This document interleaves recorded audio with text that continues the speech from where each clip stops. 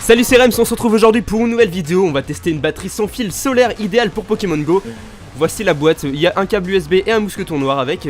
Je vous passe le déballage, hein. C'est pas très intéressant et la boîte est pas très belle. Ensuite, pour ce qui est de la batterie, elle par contre, elle est sympa. Elle est disponible en plusieurs coloris et elle fonctionne plutôt bien. Avec un panneau solaire sur la surface, 2 ports USB dévoyant l'indication de charge et un port micro USB pour recharger la batterie quand vous n'avez pas de soleil. À l'arrière, vous allez retrouver 6 diodes que vous pouvez allumer en appuyant longtemps sur le bouton et que vous pouvez éteindre en appuyant aussi longtemps sur le bouton. Faut appuyer environ 15-20 secondes, hein. J'ai mis longtemps à chercher au début, mais c'est... voilà, une fois qu'on le sait, ça marche. Le panneau solaire lui fonctionne très bien, on le cache, il charge pas la batterie charge pas, on le cache pas, tout simplement. Je vous conseille quand même, avant de partir en randonnée, de la charger totalement par une prise secteur.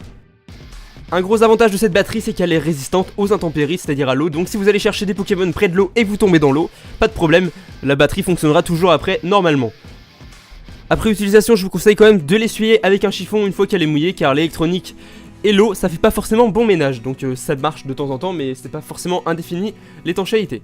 On va passer à la charge simultanée de 2 appareils. On va charger un iPod Touch de 4ème génération.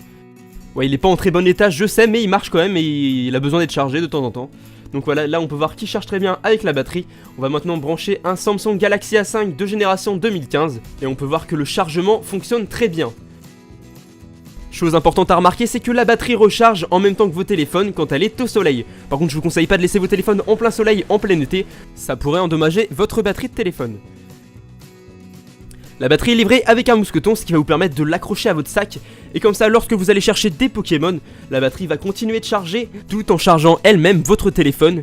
Et là, je pense que vous pouvez tenir facilement une bonne journée, voire 2 jours, hein, s'il y a vraiment beaucoup de soleil. Mais bon, je vous conseille de faire des pauses, hein, quand même, parce que c'est fatigant. Voilà, c'était Rems86 pour le test d'une batterie solaire avec une capacité de 15 000 mAh.